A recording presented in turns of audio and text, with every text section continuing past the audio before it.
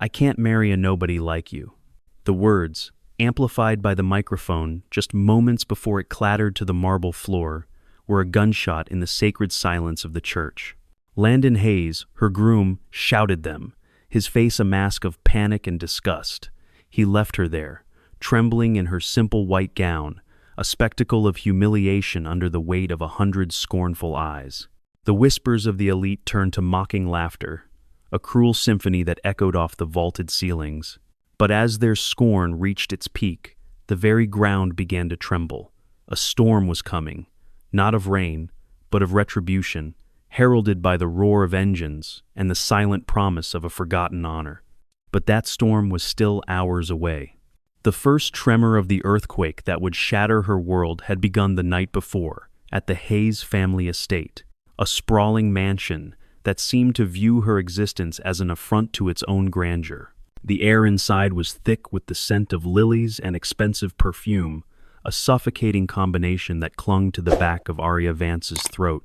Chandeliers, dripping with crystals like frozen tears, cast a cold, glittering light over everything, making the diamonds on the guests' necks and wrists sparkle with mocking intensity.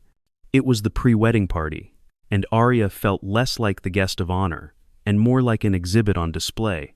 She stood near a towering ice sculpture of a swan, a glass of water held tightly in her hand, the condensation cold against her tense fingers.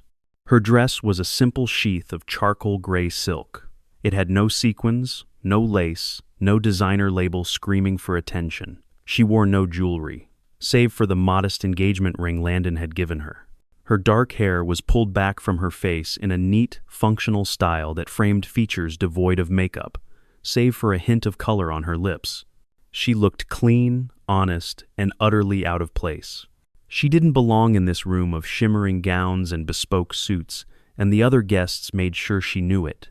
Their eyes slid over her, their expressions ranging from polite curiosity to thinly veiled disdain. The whispers followed her like a shadow. "An orphan? Really?" A woman in a crimson dress murmured to her companion, her voice a stage whisper designed to carry. "Eleanor must be desperate for grandchildren if she's letting Landon marry that." The companion, a man whose slicked-back hair gleamed under the light, chuckled without humor. He must be slumming it. A little charity project before he settles down with someone more appropriate. Arya's grip on her glass tightened, her knuckles turning white. She kept her gaze fixed on the intricate patterns of the Persian rug beneath her feet, counting the threads in a geometric flower. It was a trick she had learned long ago. When the world becomes too loud, find a small, quiet detail and focus on it until the noise fades. Her parents, gone so long now they were more memory than people, had taught her disciplined dignity. They had left her with a spine of steel, one that refused to bend. But tonight, in this palace of judgment, it felt as though the world was determined to see it snap. Sloane Ashford, Landon's impossibly beautiful and venomously cruel ex-girlfriend, glided towards her. Her gown was a cascade of silver sequins that hugged every curve, and her smile was all teeth, sharp and predatory. She stopped beside Arya, her designer handbag dangling carelessly from her arm. "You must be just thrilled," Sloane said, her voice a syrupy drawl that didn't reach her cold, calculating eyes. "I mean, marrying into the Hayes family. That's like a miracle for someone like you." The small group of people nearby fell silent. Their champagne glasses paused midair as they watched the unfolding drama. Arya could feel their collective gaze on her, hungry for a reaction, for a crack in her composure. She finally lifted her eyes from the floor and met Sloane's stare. Her own gaze was steady, unblinking. "A miracle," Arya said, her voice quiet but clear, cutting through the expectant hush, "is only needed when you doubt what's real." Sloane's smile faltered. For a fraction of a second, her mask of confident superiority cracked, revealing a flicker of raw frustration. She hadn't expected a retort, especially not one so calm and sharp. Muttering something about Arya's nerve, she turned on her heel and retreated to the safety of her circle of admirers, their subsequent laughter a little too loud, a little too forced. Arya turned away, her shoulders straight, as if Sloane's words were nothing more than a passing breeze. But inside, her heart was hammering against her ribs. She took a slow, deliberate sip of her water, the cold liquid doing little to soothe the fire of humiliation burning in her chest.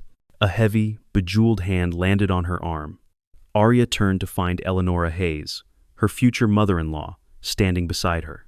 Eleonora's pearl necklace was a luminous badge of superiority, and her eyes, the same cool blue as her son's, held a chilling lack of warmth. "A word, dear," she said, her voice low and sharp, a stiletto wrapped in velvet. She guided Arya towards a slightly more secluded alcove overlooking the moonlit gardens. "You must understand something, Arya," Eleonora began, her tone leaving no room for discussion. "My son is a sentimental man. He sees something in you, a simplicity, he calls it. I call it a liability." She paused, her eyes raking over Arya's simple dress with distaste. "This marriage is an opportunity for you, an elevation you could never have achieved on your own. It is not, however, a guarantee. My son could change his mind at any time. Do not give him a reason to." The threat was unmistakable. "Be grateful. Be quiet.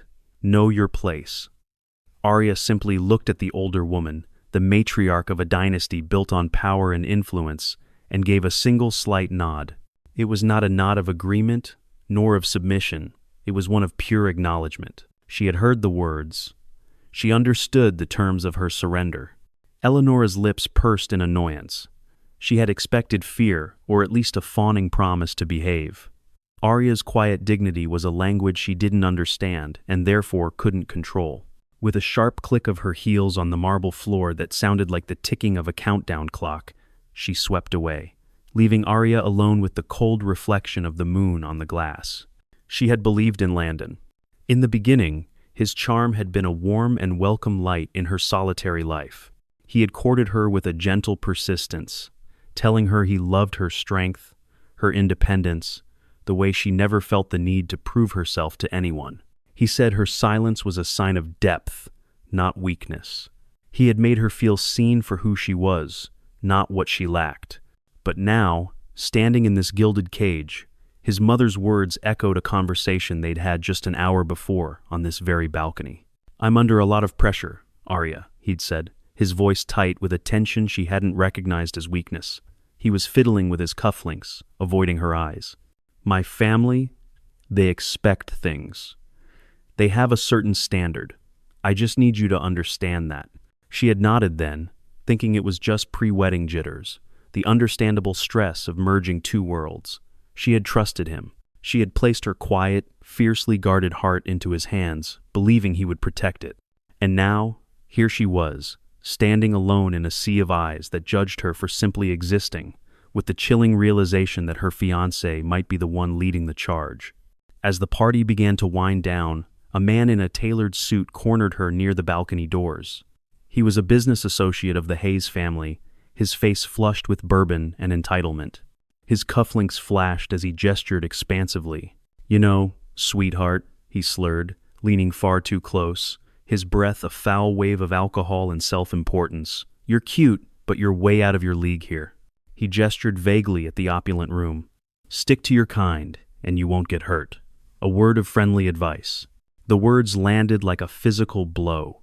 A few guests nearby smirked, their eyes glinting with amusement, waiting for her to crumble, to cry, to make a scene. Arya took a deliberate step back, creating a sliver of space between them. She locked her eyes onto his, her expression unreadable. "My kind?" she asked. Her voice wasn't loud, but it was so sharp, so precise, it sliced through his drunken bravado. "You mean the kind that doesn't need to shout to be heard?"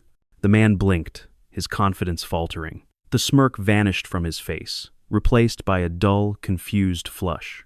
He mumbled something incoherent and quickly turned away, seeking refuge in the crowd. Arya's hands were shaking as she smoothed down the front of her dress, a small, involuntary tremor. But she stood taller, her silence and a few well-chosen words ringing louder than all his bluster. She slipped out of the party moments later, murmuring a polite excuse to a passing waiter. She didn't seek out Landon. She knew he wouldn't have seen the incident, and even if he had, he would have called it a misunderstanding. He lived in a world where unpleasantries were smoothed over, not confronted. The drive back to her small, sparsely furnished apartment was a blur. The city lights streaked past the bus window, but she saw none of them. All she could see were the judgmental eyes. All she could hear were the cruel whispers. She had faced down armed men in dust-choked villages halfway across the world. She had endured pain and fear that would have broken most people. So why did the casual cruelty of these wealthy strangers feel like 1,000 tiny cuts, bleeding her spirit dry? As she unlocked her apartment door, a sense of unease washed over her. The street was quiet, but she felt a prickling on the back of her neck, the old instinct that screamed, "You are being watched." She dismissed it as paranoia, a phantom limb from a life she had long since left behind. Inside, she leaned against the closed door, letting the silence of her small space envelop her.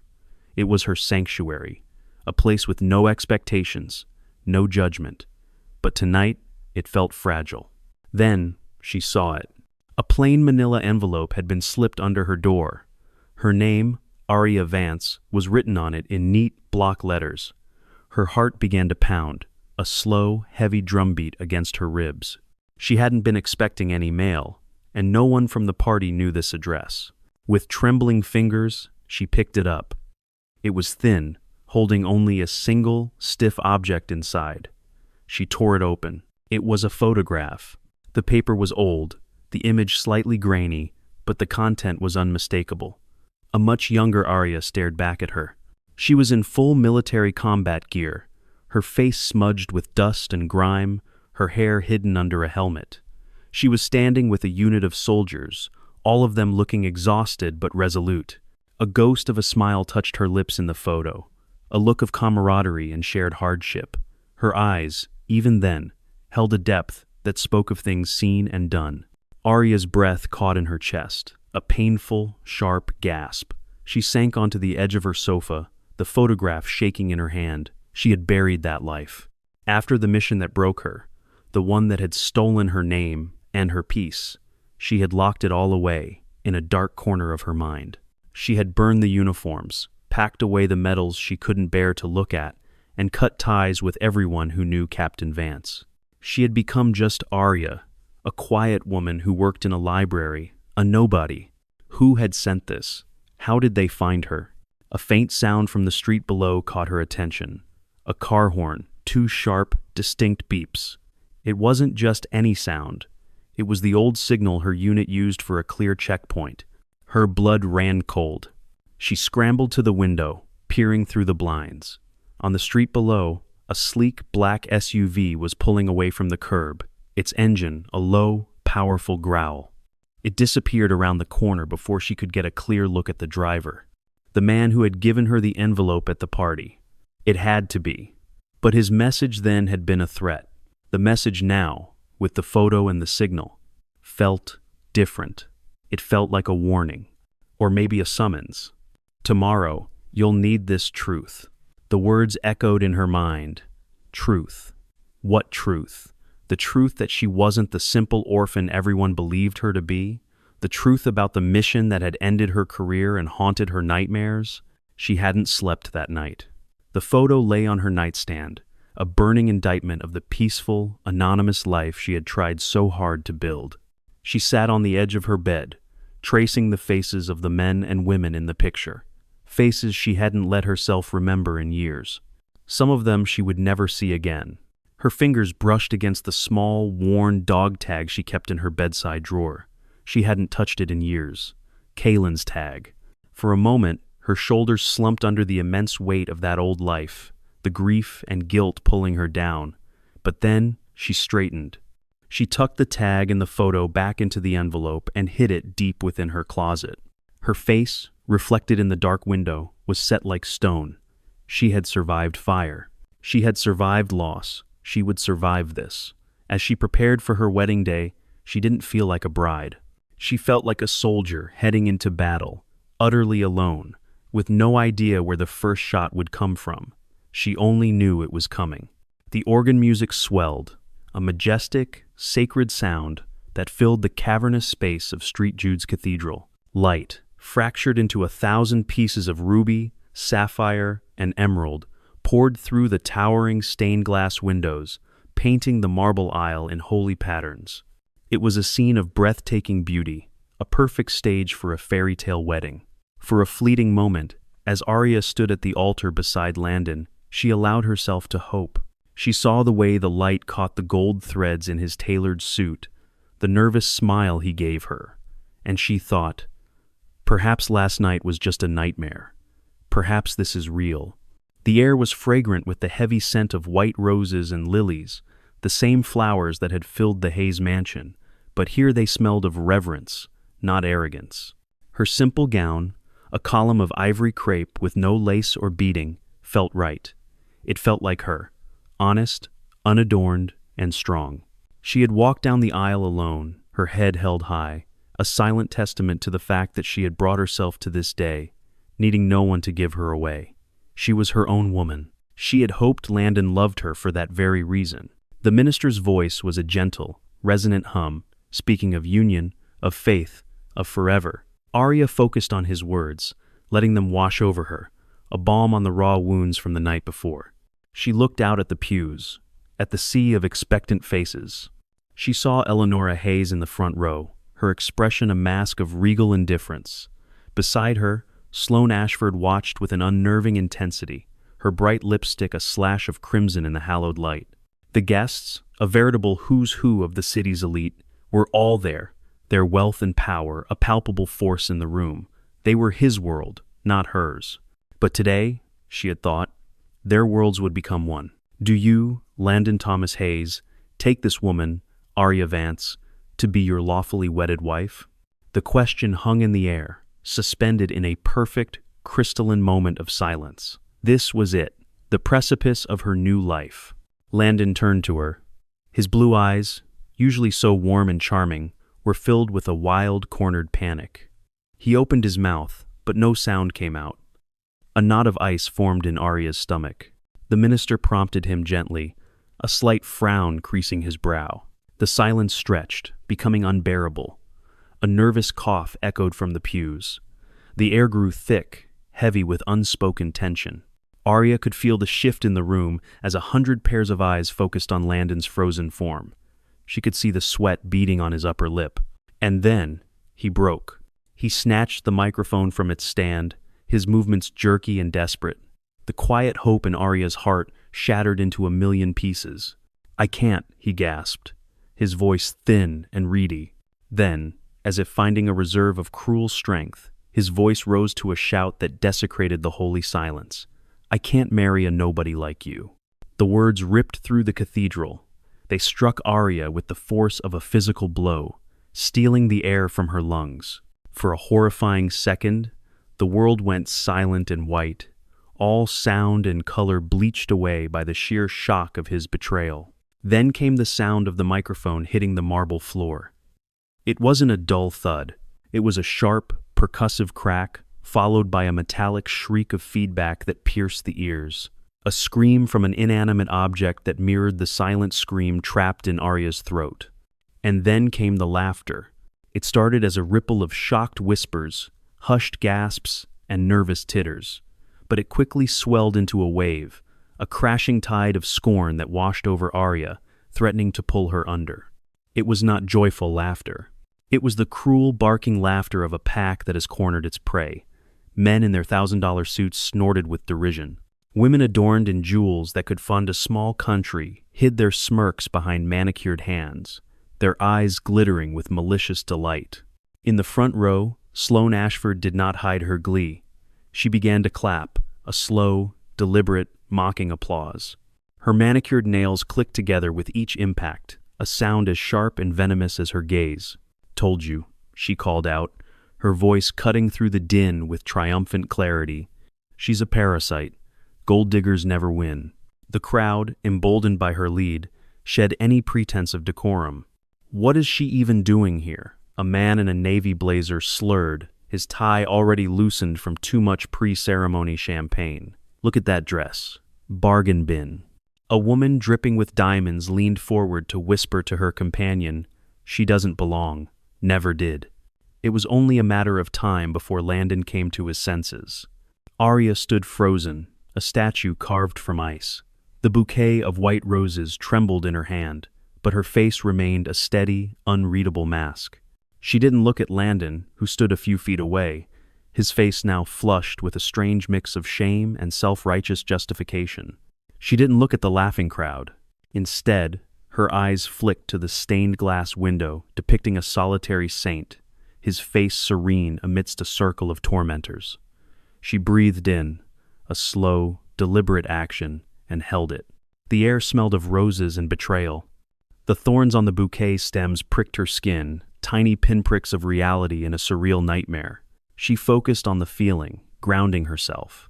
Her discipline, honed in environments far more dangerous than this, took over. Do not react.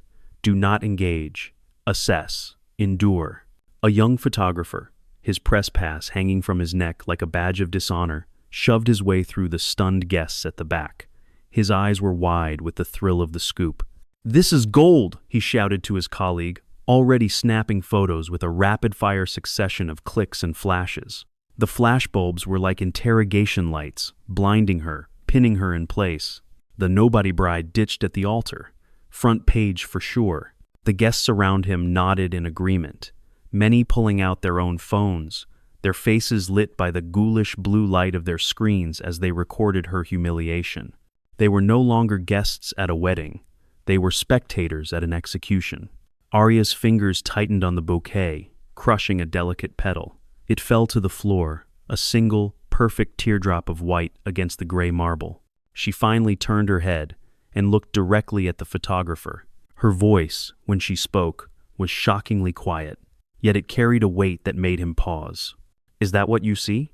The question was soft, devoid of anger or pleading. It was a simple, stark inquiry. It made the photographer lower his camera for a moment, a flicker of something human shame, perhaps crossing his face before the professional vulture took over again. But the moment of hesitation was enough. The crowd's energy shifted. A few people looked away, their voyeuristic thrill suddenly feeling cheap and tawdry. It was then that Senator Evelyn Reed rose from her seat in the second row. She was a regal woman in her late 60s, with silver hair pinned in a tight, immaculate chignon and a tailored suit that screamed power. As a key political ally of the Hayes family, her presence was meant to lend an air of importance to the occasion. Now, she was claiming the stage. Her voice was smooth, cultured, but laced with venom. She addressed Arya directly, ignoring the groom, the minister, and the sanctity of the space. "A failed soldier. Isn't that what you are, Arya?" she said, her words dropping into the uneasy quiet like stones into a still pond. The crowd murmured, their attention snapping back to the drama, hungry for this new, delicious detail. "If you were so great, so heroic as the little rumors say," the senator continued, her lips curling into a condescending smile, "why did you leave the military? I heard you were discharged. Insubordination, wasn't it?" She let the question hang in the air, a poisonous accusation posing as a casual inquiry. "Maybe she deserted," a man in the back muttered, just loud enough for everyone to hear. The poison was spreading, seeping into the minds of the guests, giving their baseless scorn a foundation of righteous judgment. Landon, who had been shrinking under the weight of his own actions, saw his opening. Senator Reed had given him a lifeline, a way to reframe his cowardice as a principled stand. He sneered, pointing a trembling finger at Arya. "Hero? Please. It's just a staged act. A story she tells to get sympathy." The photographers went into a frenzy. The cameras flashed relentlessly, the clicks accelerating like the sound of vultures tearing at a carcass. Their headlines were already being written in their minds. War, hero, hoax. Fiancé exposes phony bride at altar. Arya's hands tightened on the bouquet, her knuckles stark white. But she didn't move. She didn't break. Her gaze shifted from the photographer to Senator Reed.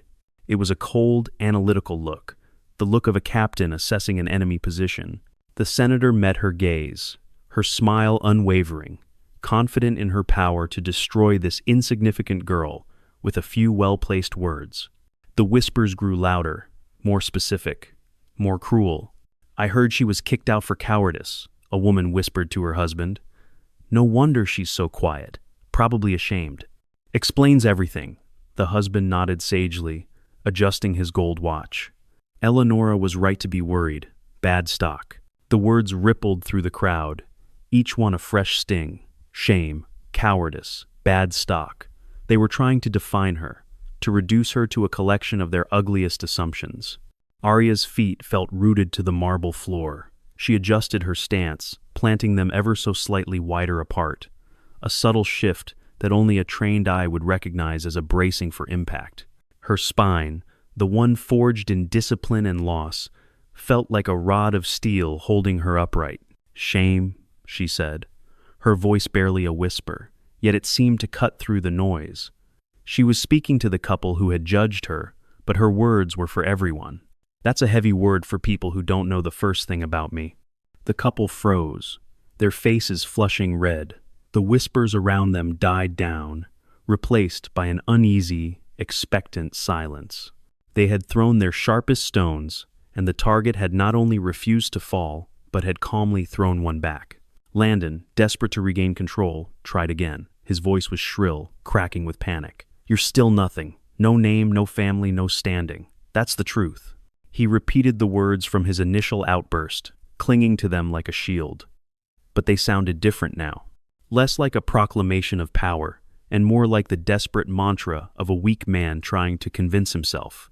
Arya finally turned her full attention to him. She didn't look angry, she didn't look hurt. She looked disappointed, as if she was seeing him for the very first time, and the sight was profoundly pathetic. She didn't speak, she didn't need to. Her eyes, dark and unyielding, held his. And in their depths, Landon Hayes saw his own reflection, and found it wanting. The room was utterly silent now, the flashes from the cameras, the only movement, the only sound. Arya stood alone in the center of the storm they had created, her silence a defiant fortress, her stillness a declaration of war. And in that heavy, ringing silence, she waited. The first shot had been fired. The enemy had revealed themselves. Now, it was time for the battle to truly begin. The silence in the cathedral was a living thing, a coiled serpent of tension. Every breath was held, every eye was fixed on the lone woman at the altar who refused to break. Arya's stillness was her shield and her sword. It absorbed their hatred and reflected their own ugliness back at them. Landon's face had paled, his bravado crumbling into dust under her quiet, unwavering gaze. Senator Reed's confident smile had tightened at the edges, a hairline crack in her formidable facade. The photographers had even stopped shooting, their instincts telling them that the real story had not yet reached its climax. Then came the first tremor. It was not a sound, but a feeling, a low, deep vibration that resonated up through the marble floor, through the soles of Arya's simple heels and into her bones. It was a familiar feeling, the distant thrum of heavy machinery, of power on the move. The guests shifted in their pews, looking around in confusion. A few murmured about a subway line, or perhaps nearby construction. But the vibration grew, intensifying from a subtle hum into a relentless, ground-shaking roar. The crystal pendants on the grand chandeliers began to tremble, casting frantic, dancing shards of light across the walls. A low, guttural growl of powerful engines filled the air, drowning out the nervous whispers. Outside, the world seemed to be descending into chaos. Dark, fleeting shadows swept through the stained glass windows, flickering like the wings of colossal, angry birds. Helicopters. The rhythmic thump-thump-thump of their blades beat a war drum against the sacred silence. Panic began to set in. A woman shrieked. Guests clutched their pearls and their purses, their faces masks of terror and confusion. Landon stumbled back, his eyes wide with fear. What was happening? Was it an earthquake? An attack? Then, the great oak doors of the cathedral flew open. They didn't swing gently. They were thrown wide with such force that they slammed against the stone walls, the sound booming like a cannon shot. The entire congregation gasped as one. Framed in the doorway was a vision of overwhelming, disciplined force. Lining the manicured church lawn was a fleet of at least 100 sleek, black SUVs, their engines idling with a deep, menacing growl. And pouring through the doors, moving with a silent, lethal efficiency, were men. Hundreds of them, all clad in black tactical gear.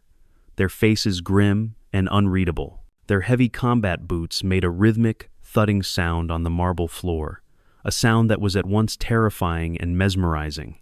They fanned out, securing the perimeter with an unspoken coordination that spoke of years of intense training. The guests shrank back in their pews, a flock of peacocks suddenly faced with a pack of wolves. The crowd of soldiers parted, and a man strode forward. He was older than the rest, his face a roadmap of hard-won battles, weathered but firm. He wore the uniform of a high-ranking commander, and his presence radiated an aura of absolute, unquestionable authority. His eyes, the color of storm clouds, swept over the terrified assembly, dismissing them as irrelevant. They locked onto one person, and one person only. Arya. He strode down the aisle, the sea of armed men and terrified socialites parting before him as if he were a blade. He stopped directly in front of her, his boots a foot from the hem of her simple white dress.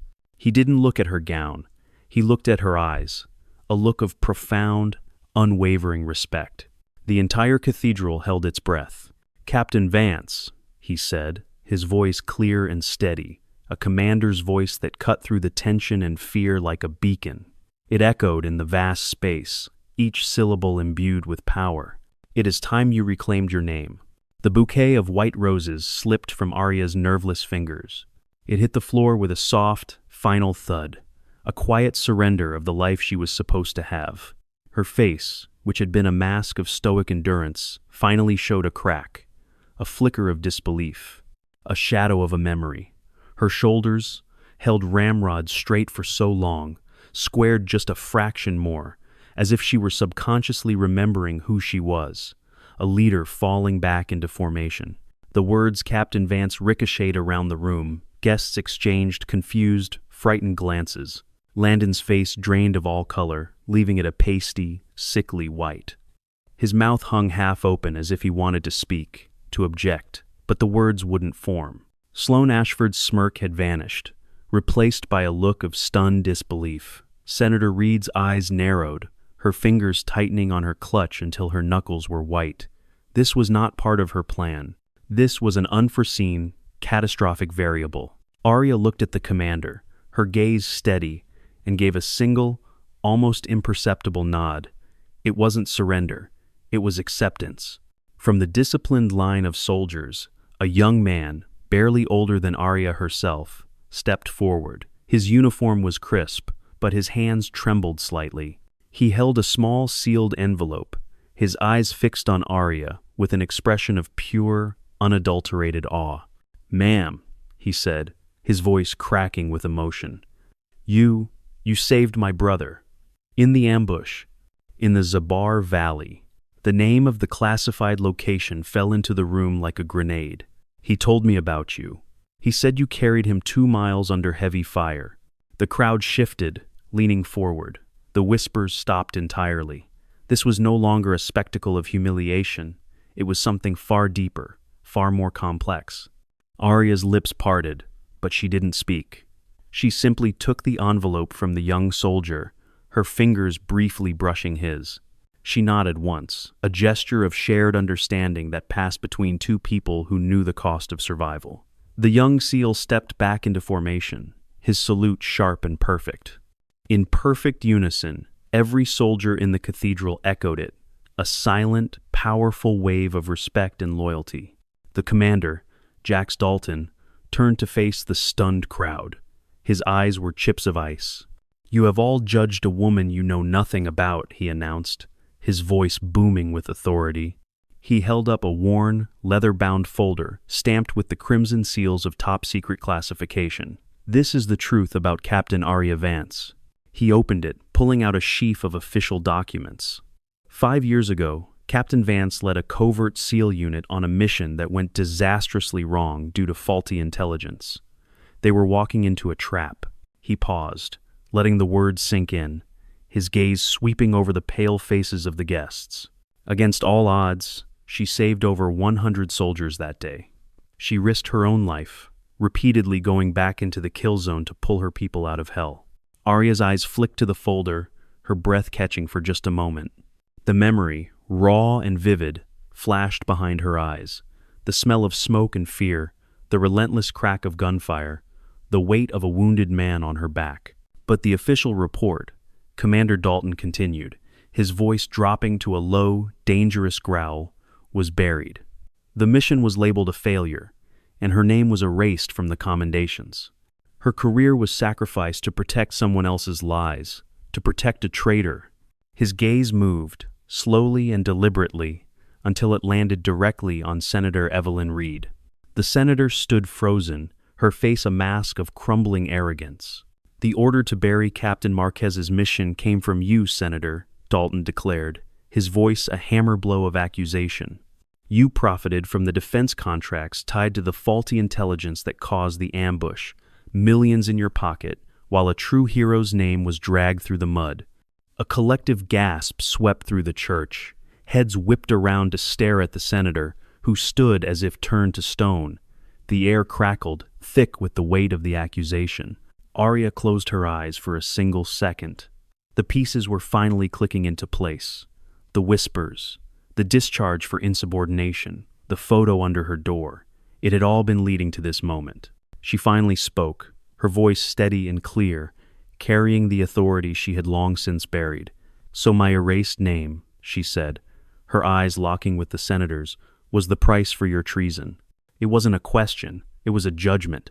And in the face of that judgment, in the presence of 1,000 silent, armed witnesses, Senator Evelyn Reed's empire of lies, finally, irrevocably, began to fall. The word treason hung in the air of the cathedral, a sound more shocking and explosive than any gunshot. It shattered the last vestiges of the wedding, replacing the scent of roses with the stench of corruption and deceit. Senator Evelyn Reed's face, once a portrait of untouchable power, had crumpled into a mask of pale, desperate denial. Her mouth opened and closed, but no sound emerged. The authority she had wielded like a weapon had evaporated, leaving only a frightened old woman in its place. The crowd of guests was in turmoil. Their world, built on carefully curated alliances and the solid bedrock of reputation, had been fractured. They stared at the senator, then at the quiet woman in the simple wedding dress, and the terrible understanding of their own complicity began to dawn. They had not merely been witnesses to a humiliation, they had been willing participants in the persecution of a hero. The shame was a palpable thing, a hot flush that spread from face to face. Landon Hayes looked as though he had been hollowed out. He sank into the nearest pew, his face buried in his hands, his body racked with silent, pathetic sobs. The woman he had cast aside as a nobody was the center of a universe he couldn't even comprehend. He had thrown away not just a woman, but a legend. His mother, Eleonora, stood rigid, her face a statue of horrified disbelief, as the political dynasty she had worked so hard to align with crumbled into dust before her very eyes. Sloane Ashford, for the first time in her life, was utterly silent, her cruel beauty rendered cheap and insignificant in the face of true valor. Commander Dalton did not wait for the senator to find her voice. He gave a sharp, almost imperceptible gesture. 2 federal agents, who had been standing disguised amongst the seals, stepped forward. Their movements were swift and professional. "Senator Evelyn Reed," one of them said, their voice calm and devoid of emotion, "you are under arrest for treason, conspiracy, and violations of the Espionage Act." They didn't touch her roughly, but their presence on either side of her was as binding as any chain. Kane's shoulders slumped in final, total defeat. Her power, her career, her entire life was over. As the agents escorted her down the aisle, a pariah walking the path of her own disgrace, she didn't look at Arya. She couldn't. But the whispers, the last dying embers of doubt, hadn't been completely extinguished. "Even if it's true," a woman in a velvet coat muttered condescendingly, desperate to cling to the social hierarchy that had just been upended. "What does it matter? She's still an orphan. She has no family name." Arya heard her. She turned her head, her dark eyes finding the woman in the crowd. She stepped forward, her simple gown rustling softly, no longer a symbol of her poverty but of her unadorned strength. "A name?" she said, her voice steady and resonant. "I earned mine, in blood and dirt and sacrifice. What did you earn yours with?" The woman flinched as if struck. Her condescension dissolved into humiliation, and she sank back into her seat, her face burning. The crowd's murmurs turned to gasps of awe. Arya's words, sharp and undeniable, had silenced the last vestiges of their arrogance. Commander Dalton's voice boomed again. "Enough." He turned to the assembled soldiers, his gesture sharp. "Honor her." In a single, breathtaking movement, 1,000 men and women in uniform snapped to attention. Their salutes were crisp, unwavering, a forest of arms raised in a tribute that was more powerful than any crown or title. An agent stepped forward, holding a velvet box. He opened it, revealing the Congressional Medal of Honor, its simple star and pale blue ribbon gleaming in the church's light. Dalton took it from the box. "This was yours 5 years ago, Captain," he said, his voice thick with emotion. "They hid it, no more." He pinned the medal to the bodice of her simple white dress. The weight of the medal was solid, real, a tangible piece of the past she had tried to forget. Arya's hands, which had been so steady, trembled as her fingers brushed against it. She looked not at the medal, but at the faces of the soldiers before her, her true family. She raised her head high, her voice ringing with a strength that brought tears to the eyes of hardened warriors. "I don't need false love or a borrowed name," she declared.